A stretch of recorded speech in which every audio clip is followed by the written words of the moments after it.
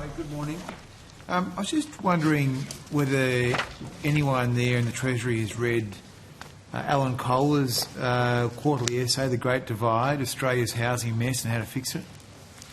Senator Victoria Anderson, Deputy Secretary, Small Business, Housing, Corporate and Law Group. Yes, people in myself and others I know are aware and have read that article. Okay, so you read it? Yes. Okay. In the pamphlet he says that there is also some talk of tax incentives for build to rent which might help the rental crisis if institutions could be persuaded or bribed to build apartment towers and rent them out.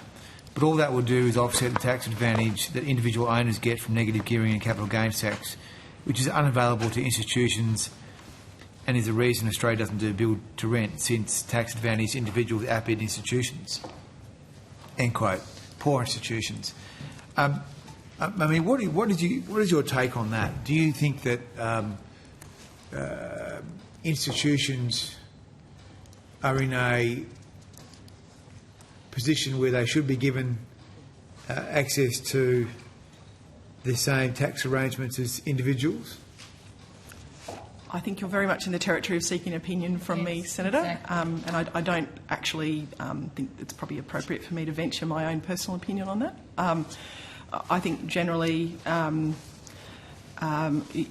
government's policy is around encouraging institutional investment and all investment that will encourage supply in the housing market. And I'm happy to talk about those things, but in terms of... So have you done any work on those issues, though? Have you prepared any work or any materials or any analysis on these claims that the institutions are to be pitied and should be given more tax advantages? Well, we have been involved in designing the government's programs, including the Housing Australia Future Fund, for example. As to how institutions react to that is a matter for them. They have to make and act in the best interests of their shareholders, obviously. So to the extent that we've been involved in designing the government's announced programs, including the build-to-rent concessions as well, that were announced, as part of the last budget. So yes, we have clearly been involved in work on those issues, especially to the extent that they support the government's public policies in those areas. So how do the build-to-rent arrangements work in terms of the tax concession piece? So I'm going to ask Ms Crosswaite to help me here, and she may also want to throw to our revenue group colleagues for more detail. It's actually being led out of them, but I'm sure we can give you a little bit here, and you can ask more of them this afternoon if you wish. Yeah, Karen Crosswaite, First Assistant Secretary, Housing Division. Thank you for the question, Senator. So the measure that was announced in the budget is that the government will be providing tax incentives to support build-to-rent developments to reduce barriers. Tax incentives to who? Sorry, Senator? Tax incentives to who? To investors. So who? Like institutional investors? Like super funds and those sort of... Managed investment trusts. Okay. Yep. So super funds and managed investment schemes? Correct. Okay. Yep. So the intention is that the withholding tax rate for eligible managed investment trusts for newly constructed build-to-rent projects will reduce from 30% to 15%. Okay, so the government's policy is to give a tax incentive to institutions to buy and build more houses. To build more rental properties. Sorry, I'm asking the questions here. But it's investment trusts, you just verbal witness. No, Okay. sorry, I'm asking the questions here. So Sure. I guess I'll ask the question again, given I was interrupted. Senator Bragg. Yeah, so the question is the government's policy to give tax incentives to major institutions like super funds so that they build more houses? We want to support and incentivise the building of more rental properties by investors. Okay, so the answer is yes. You can spin it as you choose, Senator Bragg, but the policy intent is clear. Okay, they'll take it as a yes. Thank you very much. Next, I want to ask you about this this Help to Buy scheme. Mm-hmm. So when exactly is that going to start? We anticipate that the Help to Buy scheme will be open for applications later this year. Okay, and what was the initial start date supposed to be? I don't believe that there was a commitment to a start date until I don't believe that there has been a commitment to a start date made by the government. I think there were maybe some comments around National Cabinet in August last year around this year being the date, but beyond that, I don't think the government has made particular comments on exact timing. Okay. Were you involved in the announcement of this policy, Minister, in the election campaign? I don't believe so. I mean, I would have been involved, in the development of it. I'm not sure I was involved in the announcement of it. I could have been. It was a Because long you can't time recall. ago. You can't recall whether there was a different start date. No, I can't. And I don't have that document in front of me. And this has involved, working on this has involved working with the states and territories. Okay. One of the main initiatives the government has taken in housing has been in relation to trying to drive supply, it seems to me, and it has adopted housing targets. 1.2 million over the next 5, which includes 75,000 a year in New South Wales. Does that sound right so far?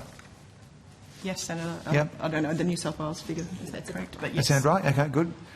So do you know that New South Wales Treasury said they only plan to build 36,000 per year over the next 5? Yeah, so Senator, just more broadly on the 1.2 million commitment, it was agreed to by all states and territories and the Commonwealth at the National Cabinet in August last year. They've made that commitment. In return for that commitment, the government has put on the table the New Homes Bonus and also a scheme to assist with infrastructure, a $500 million, so $3 billion incentive payment and a $500 million infrastructure program as well. So the intent of that is to stimulate a response in the market. We do want, if things were travelling at a trajectory that was achievable for the supply that we need in the market, we wouldn't need programs like that. So we are expecting and hoping that as part of that commitment, the states would also look at how they can increase their supply. So I guess what I'm trying to understand is the government in New South Wales is saying it's only going to build half as many houses as you say that it should build. Is that it? Well, I'm not aware of that particular That's what the public Treasury comment said. and New who South made Wales it. Treasury said that. Okay, well, the New South Wales Premier was part of the decision last year, so I think that's a matter for them. Okay, but doesn't that cause a major problem for your housing policy, that half as many houses that are proposed are actually going to be built? Did you want to table the document that you're referring to, Senator Brand? I'm sure I've got it somewhere. I can table it somewhere, yep. It's a publicly available quote from If you're continuing on that line, it might be useful for the officials to have the document. Yep. I think I can probably answer that by kind of indicating that there is a lot of work to do. I don't think anybody, including the Commonwealth, has indicated that this is an easy ambition. It is, I think the Prime Minister has used the word ambitious, so it is ambitious, and the intent of it is to be ambitious because the policy intent is to get to increase supply and try to reduce the pressure in the market. Okay, but so the answer is, what is the government, or I mean maybe the question I should say is, so what does the government propose to do in a case where there aren't enough houses being built, in this case half as many as the target was proposed? Well, our 1.2 million target, as we said, is ambitious, but it remains. So we continue to work on all of the different elements of our housing accord, the various measures that we've funded through the 3 budgets, or the 2 budgets and the update that I've been involved in. We're pressing on. We're working with the states and territories. We want to work with councils to deliver the infrastructure that's needed, and we'll continue to do so, and I imagine it will continue to be discussed at National Cabinet. All right. Well, so what about the Housing Australia Future Fund? When does the government expect the first homes will be built in that scheme? Senator, the $10 billion has been credited to the HAF. There is currently the first funding round open right now, whereby project proponents are able to submit applications to build homes under the HAF, and the first disbursements will begin to be made from the HAF from the 1st of July this year. Where will these houses be built? They will be built all around Australia. Yeah. So it will Depending depend on the applications, I imagine. Correct. Okay. Are you aware of the evidence given to a recent Senate committee where the property industry has said that the position of getting to the housing targets will be undercut by virtue of the government's multinational tax bill, which reduces the ability for certain developments to deduct interest from their arrangements? Who's saying that? Property Council. Well, Right. this was a matter that has been considered in another inquiry in relation to that bill, and a report has been tabled on that. And I mean, that's where the detail of I don't think that it's unusual for the Property Council to be belongs. arguing against changes to the tax system. Okay, so you're not I've worried had a long- you're not long worried that the industry is association saying with that they're not going to build enough houses? That there's going to be less property built. That is unusual for Well, the I've Property heard Council. that argument put by the Property Council a number of times about a number of different measures, is the point I'm making. Okay. What happens And if it's true? there has been a bill Well, it hasn't inquiry, been and there's today. been amendments, and it's been canvassed over there. I guess I'm Senator Bragg. wondering if the officials have any awareness of that. I haven't personally read that transcript, but I'm not sure if, no. Or their submission. I'm not sure if my team has read the submission. I haven't. Okay, well, I mean, it just seems to me there's a few holes in this housing plan, which is why I'm asking you about it today.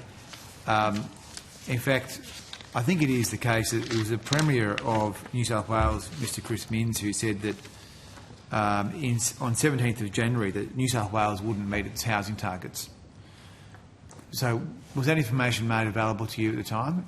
So we've been in constant discussions with officials, Senator, including the New South Wales representatives.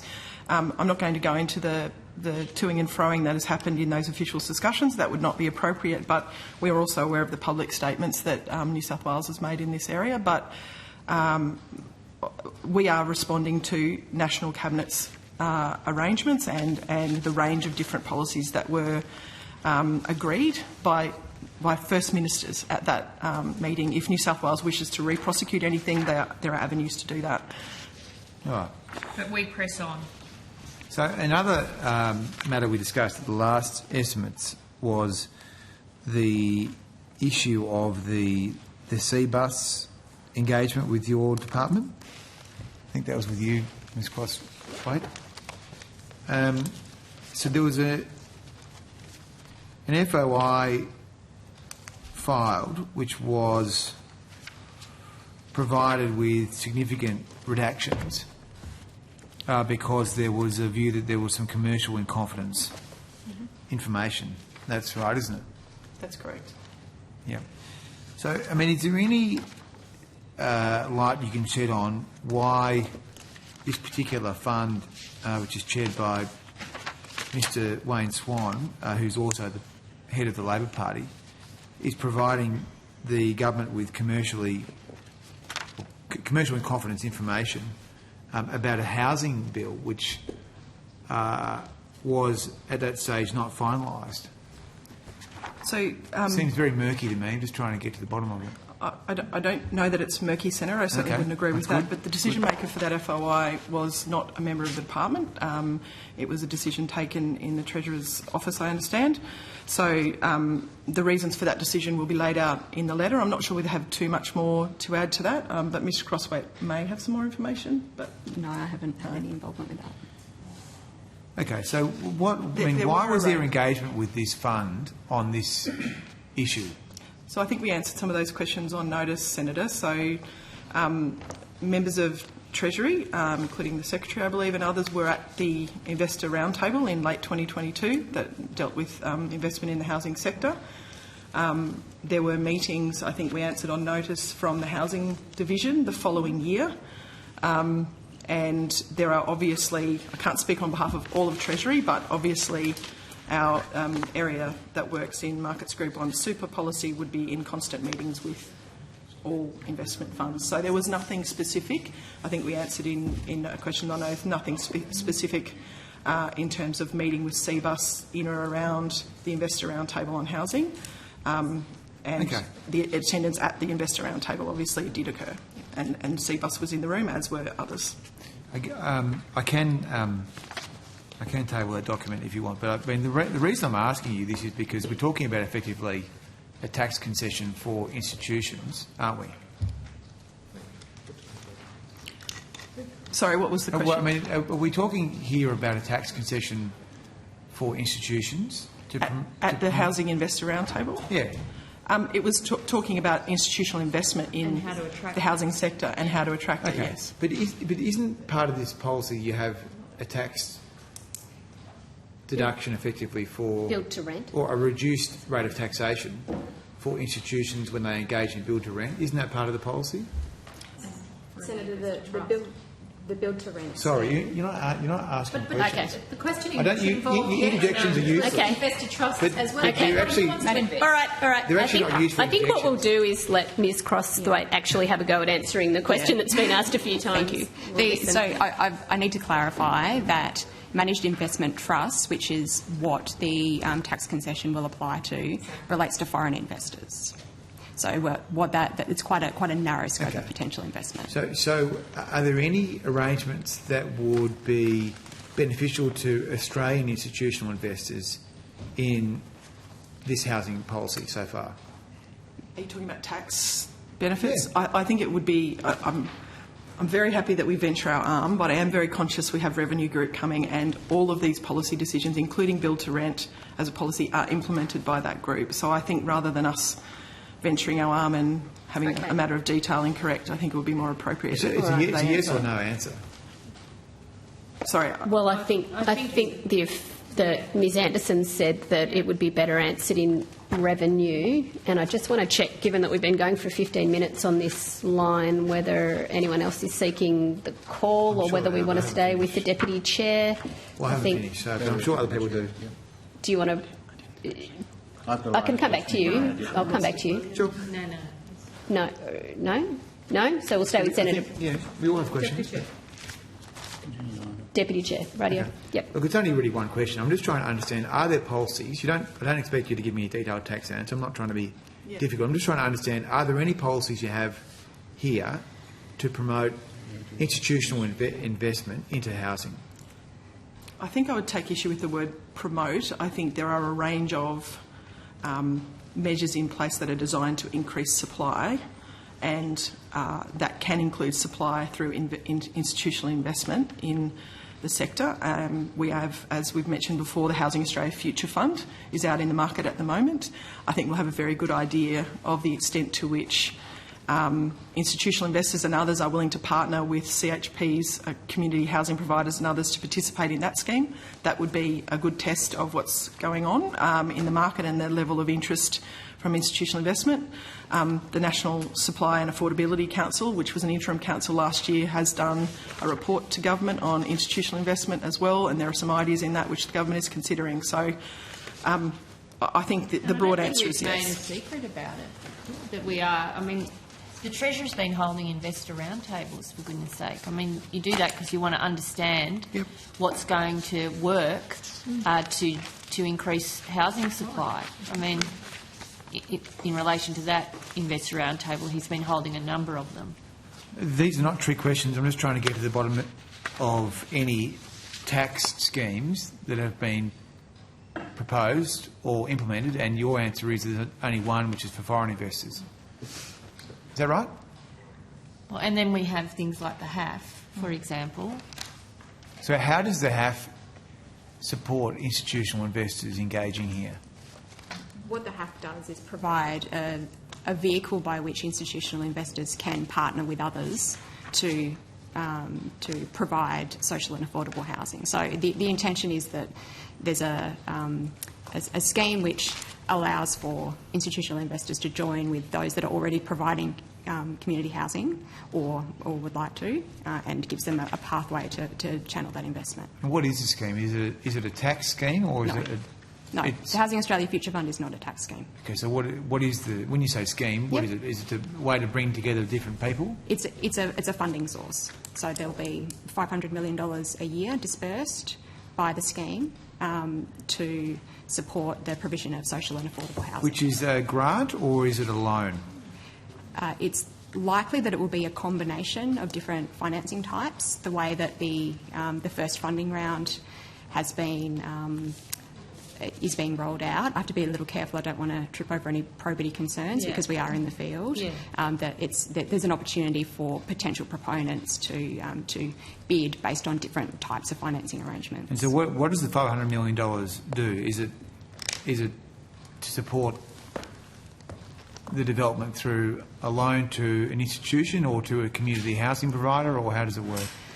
So an example of how it could work, if that would be helpful, is a community housing provider might partner with an institutional investor, perhaps also a state government, and provide, if they're successful, they would fund a project which would include the building of social housing and then potentially the payment of availability payments, which then allows for the difference between the rent that they might recover from social housing tenants, which is not market rent, and the cost of them providing that housing. That's right. And the availability payments can be paid to institutions, can't they?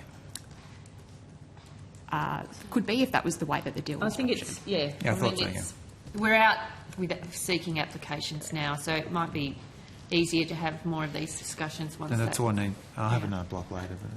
But Okay, where am I going to my right? Senator Smith. If you're just staying with the HAF for a moment, has the investment mandate been agreed?